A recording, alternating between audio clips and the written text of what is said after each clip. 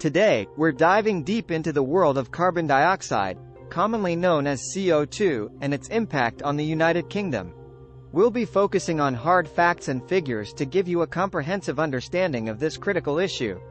Don't forget to subscribe and hit the like button to stay updated on more informative content like this. Let's start with the basics.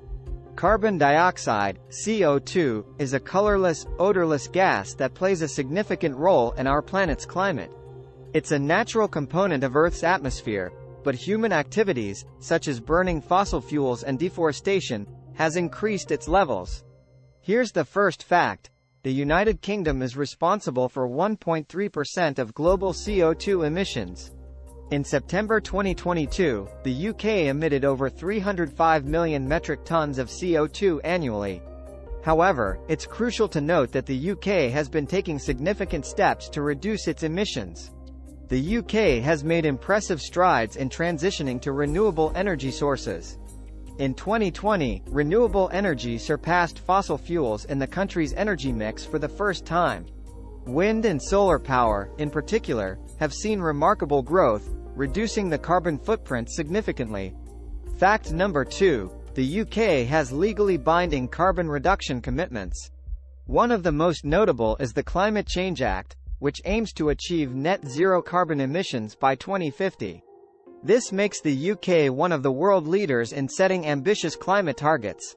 The UK is actively investing in carbon capture and storage technology. CCS helps capture CO2 emissions from industrial processes and power plants, preventing them from entering the atmosphere.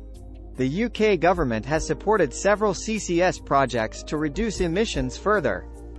China and India are experiencing remarkable economic growth, lifting millions out of poverty. However, this growth comes at a cost. Both nations are significantly increasing their carbon dioxide emissions. China is currently the world's largest emitter of CO2. In 2020, China's CO2 emissions exceeded 10 gigatons, more than the United States and the European Union combined. The primary drivers are coal consumption, industrial production, and transportation. It will add one coal-fired power station a week to its country, adding around 8% Co2 worldwide in the next 3 years. India is the third largest emitter of CO2, after China and the United States. The country's emissions have been steadily rising due to a growing population and increased energy demand. Like China, coal remains a dominant energy source in India. Also, adding coal fire stations contributed between 6–9% more CO2 worldwide. Both China and India are experiencing rapid urbanization, with millions moving from rural areas to cities. This urban expansion leads to increased energy consumption, transportation needs, and a rise in emissions. Despite the challenges, there is hope. Both China and India have made significant strides in investing in renewable energy sources, such as wind and solar power.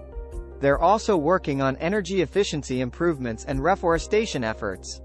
The rising CO2 emissions from China and India have global implications. Climate change affects us all.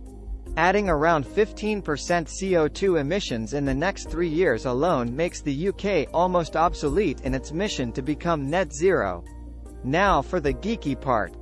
We contribute 1.3% Co2 worldwide. China has emitted more carbon dioxide over the past 8 years than the UK has since the start of the Industrial Revolution, figures have shown. Between 1750 and 2020, the UK emitted 78 billion tons of carbon dioxide into the atmosphere, compared with China's emissions of 80 billion tons since 2013.